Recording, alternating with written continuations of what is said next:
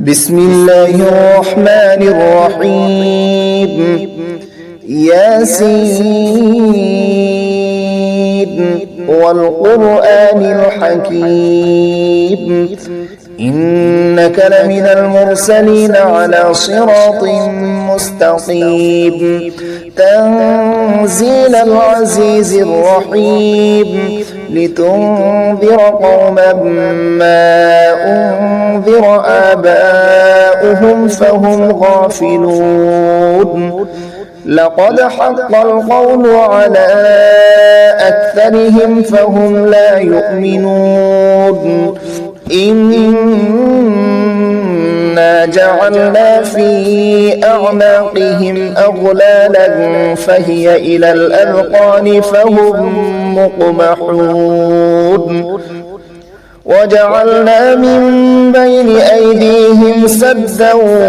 ومن خلفهم سدا فأغشيناهم فهم لا يبصرون وسواء عليهم أأنذرتهم أم لم تنذرهم لا يؤمنون إنما تنذر من اتبع الذكر وخشي الرحمن بالغيب فبشره بمغفرة وأجر كريم إنا نحن نحيي الموتى ونكتب ما قدموا وآثارهم وكل شيء أحصيناه في إمام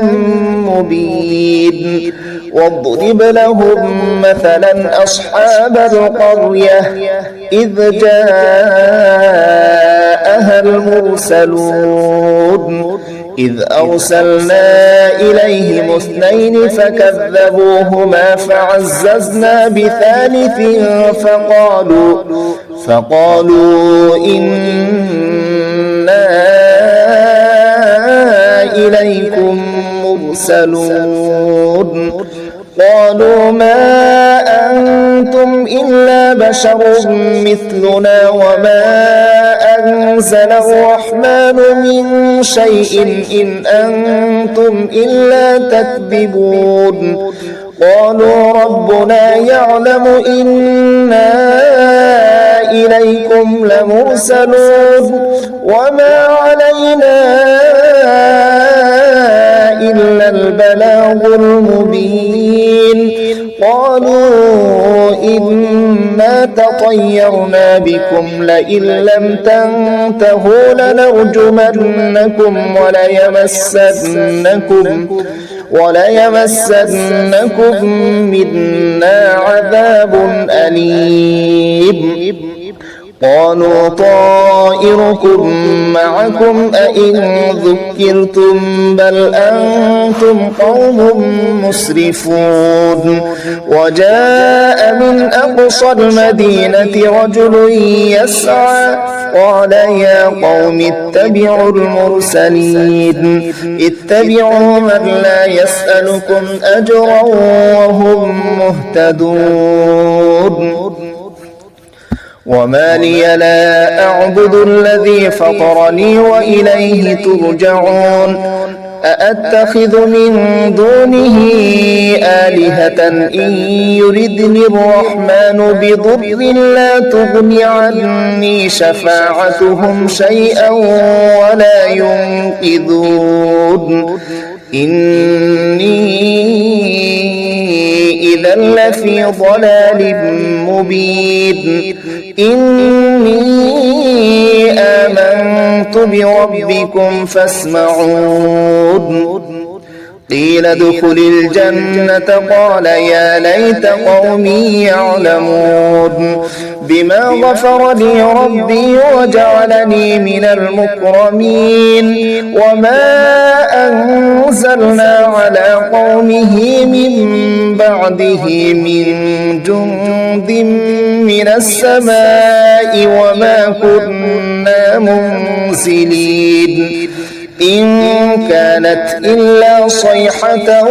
واحدة فإذا هم خامدون يا حسرة على العباد ما يأتيهم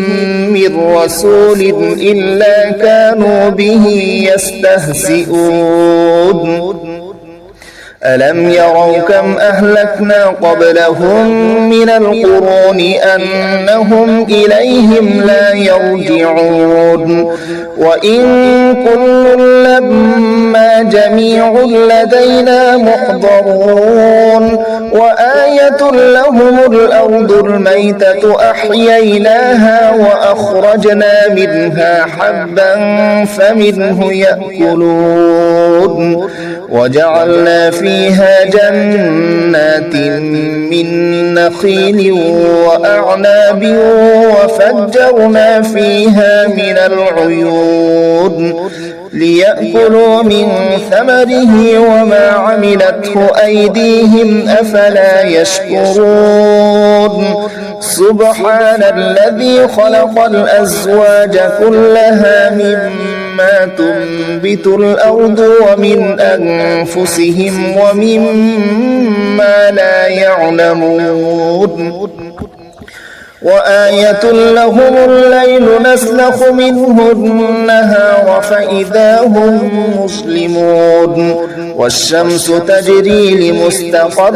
لها ذلك تقدير العزيز العليم والقمر قدرناه منازل حتى عاد كالعرجون القديم لا الشمس ينبغي لها أن تدرك القمر ولا الليل سابق النهار وكل في فلك يسبحون وآية لهم أنا حملنا ذريتهم في الفلك المشحون وخلقنا لهم من مثله ما يركبون وإن نشأ نغرقهم فلا صريخ لهم ولا هم ينقذون إلا رحمة منا ومتاعا إلى حين وإذا قيل لهم اتقوا ما بين أيديكم وما خلفكم لعلكم ترحمون وما تأتيهم من آية من آيات ربهم إلا كانوا عنها معرضين وإذا قيل لهم أنفقوا مما رزقكم الله قال الذين كفروا للذين آمنوا أنطعم من لو يشاء الله أطعمه إن أنتم إلا في ضلال مبين ويقولون متى هذا الوعد إن كنتم صادقين ما ينظرون إلا صيحة واحدة تأخذهم وهم يخصمون فلا يستطيعون توصية ولا إلى أهلهم يرجعون ونفخ في الصور فإذا هم من الأجداث إلى ربهم ينسلون قالوا يا ويلنا من بعثنا من مرقدنا هذا ما وعد الرحمن وصدق المرسلون إن كانت إلا صيحة واحدة فإذا هم جميع لدينا محضرون فاليوم لا تظلم نفس شيئا ولا تجزون إلا ما كنتم تعملون إن أصحاب الجنة اليوم في شغل فاكهون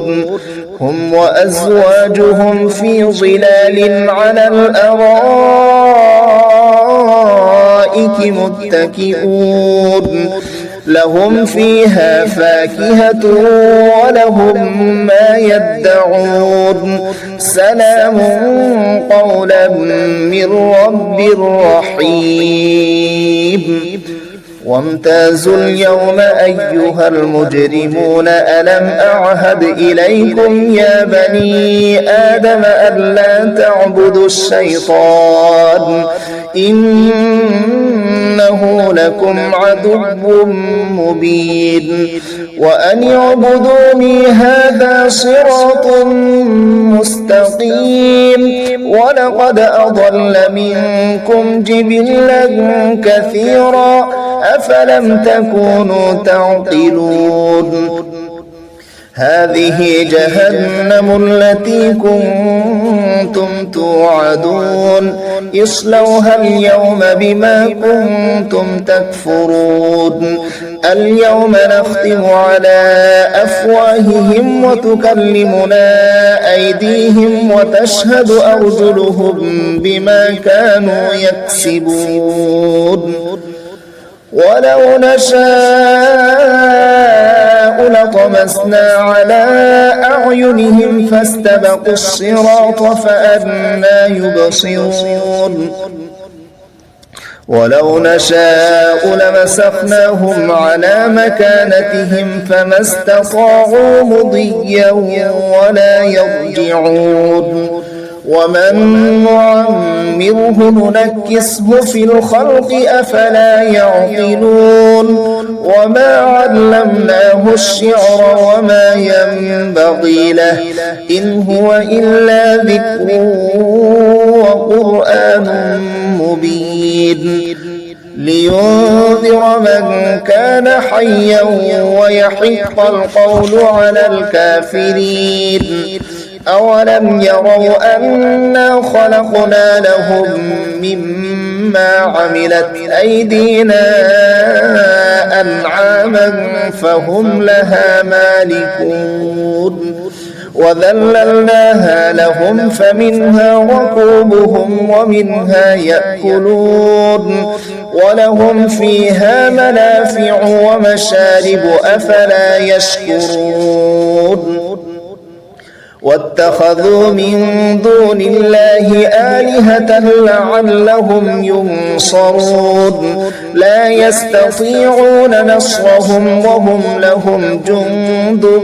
محضرون فلا يحزنك قولهم إنا نعلم ما يسرون وما يعلنون أولم ير الإنسان أنا خلقناه من نطفة فإذا هو خصيم مبين وضرب لنا مثلا ونسي خلقه قال من يحيي العظام وهي رميم قل يحييها الذي أنشأها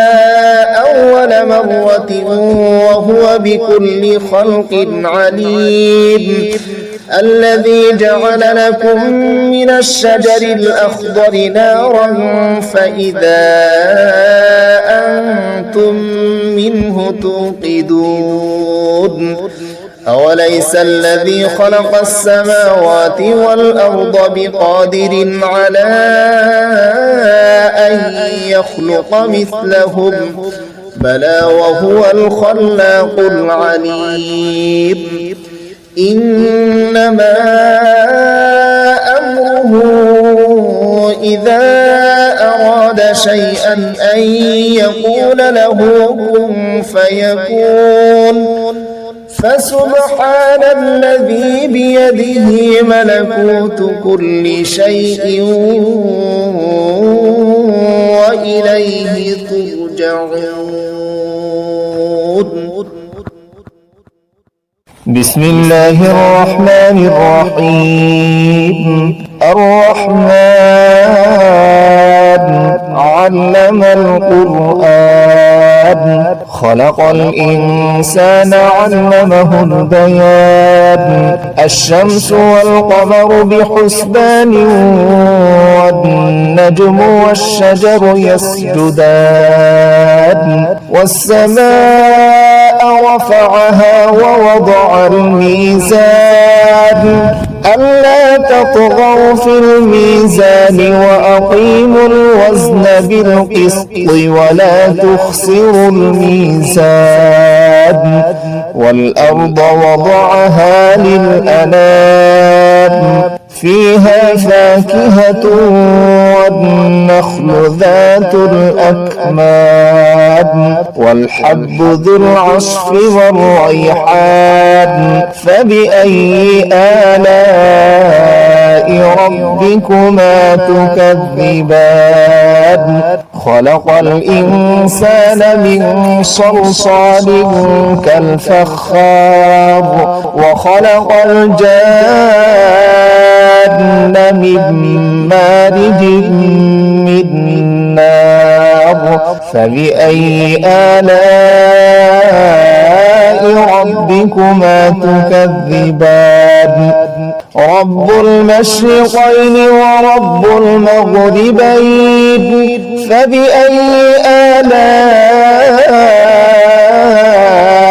ربكما تكذبان مرج البحرين يلتقيان بينهما برزخ لا يبغيان فبأي آلاء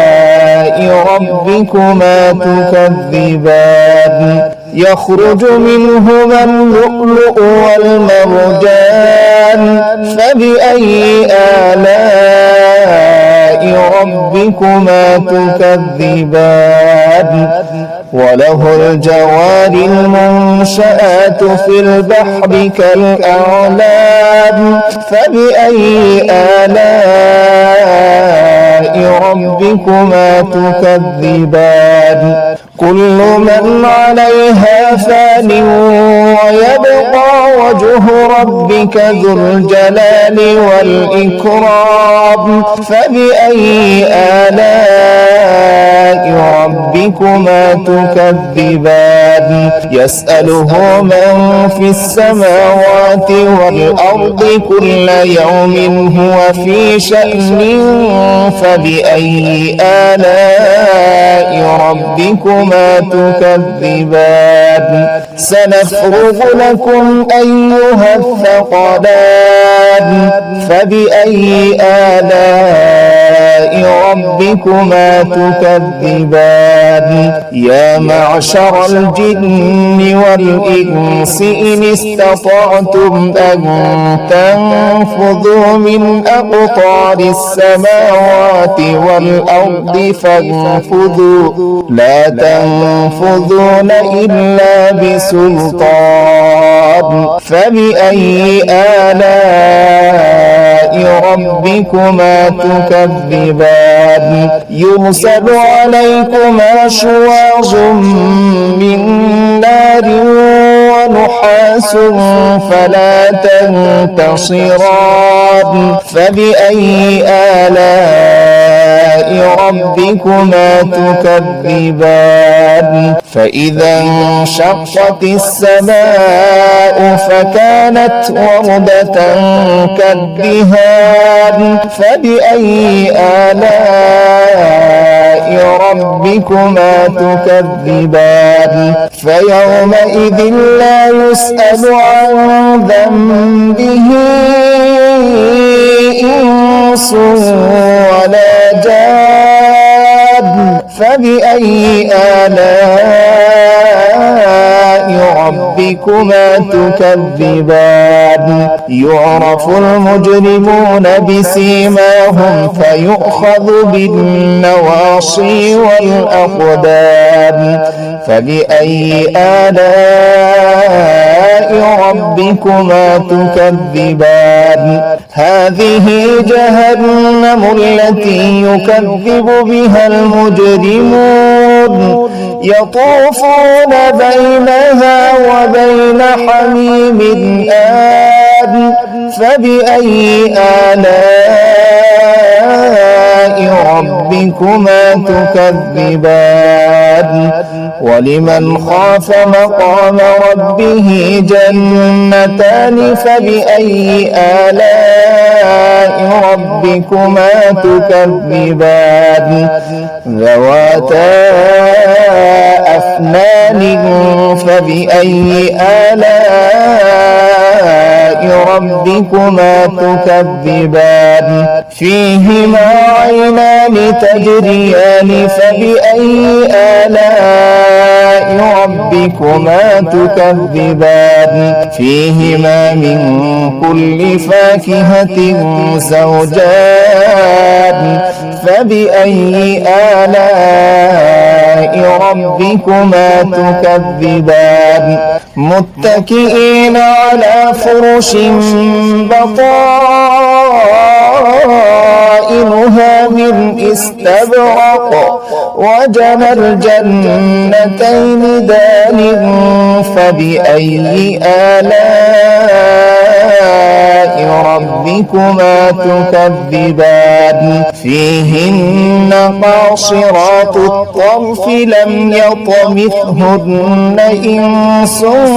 قبلهم ولا جان فبأي آلاء ربكما تكذبان كأنهن الياقوت والمرجان فبأي آلاء ربكما تكذبان هل جزاء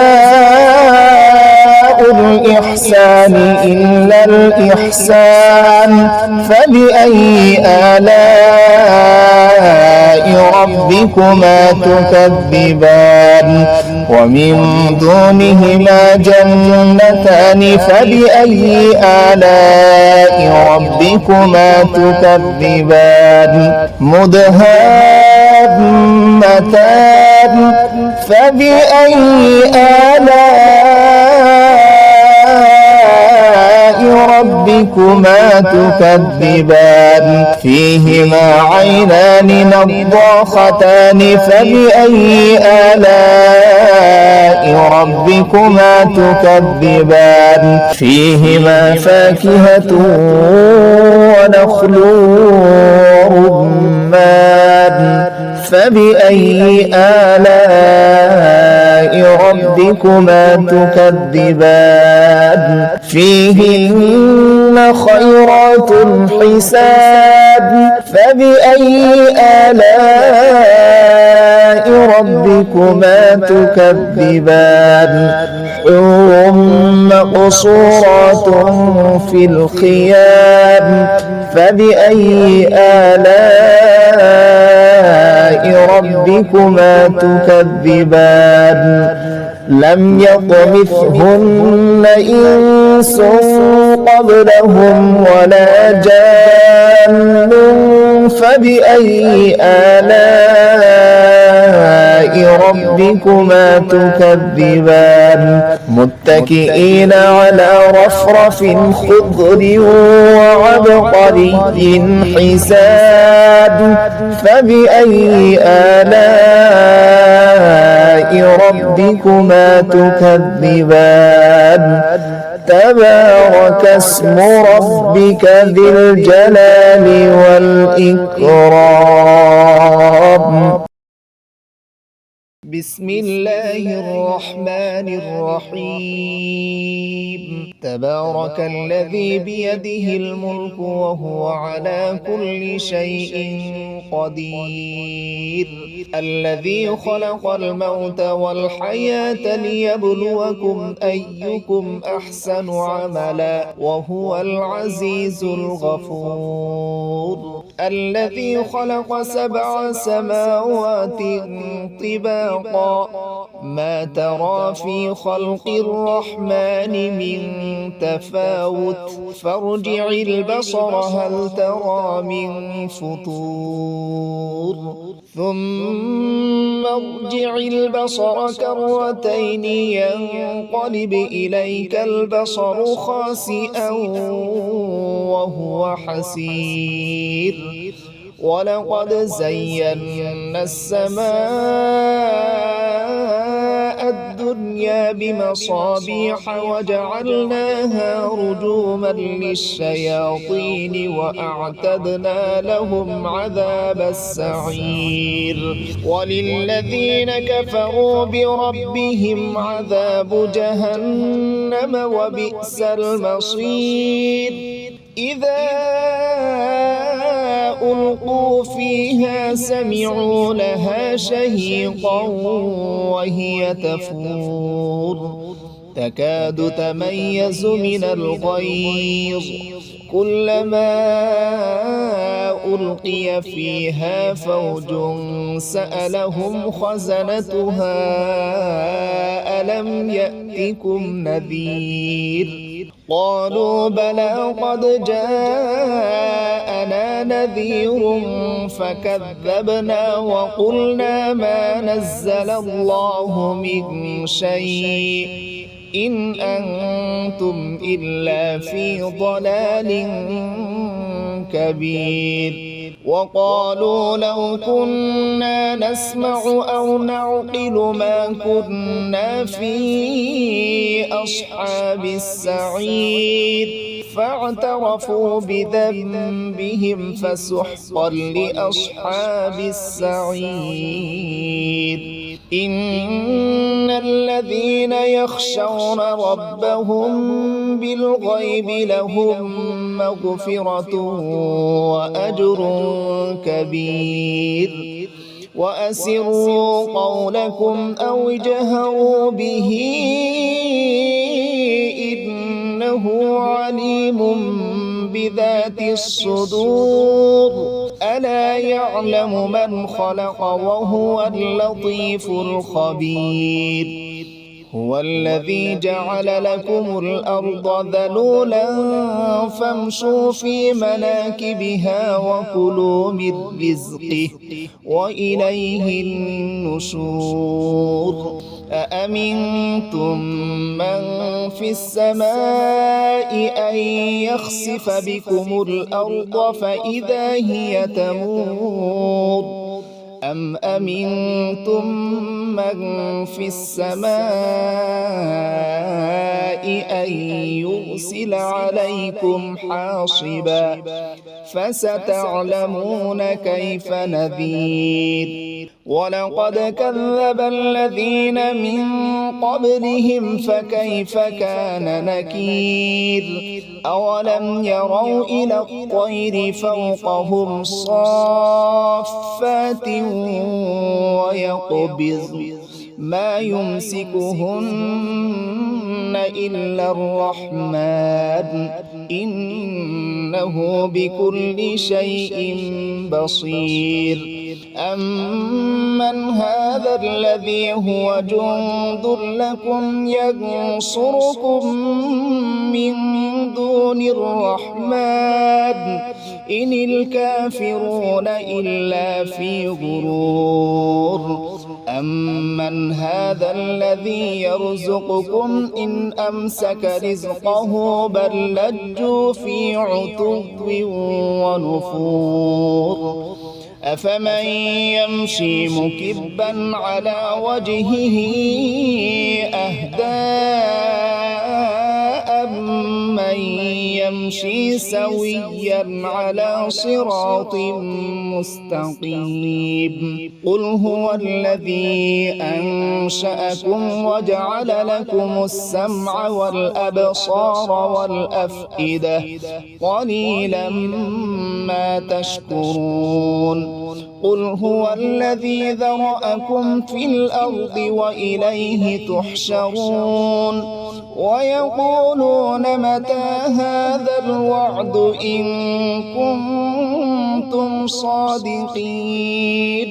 قل إنما العلم عند الله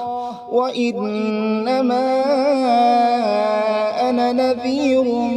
مبين فلما رأوه زلفة سيئت وجوه الذين كفروا وقيل هذا الذي كنتم به تدعون قل أرأيتم إن أهلكني الله ومن معي أو رحمنا فمن يجير الكافرين من عذاب أليم قل هو الرحمن آمنا به وعليه توكلنا فستعلمون من هو في ضلال مبين قل أرأيتم إن أصبح ماؤكم غورا فمن يأتيكم بماء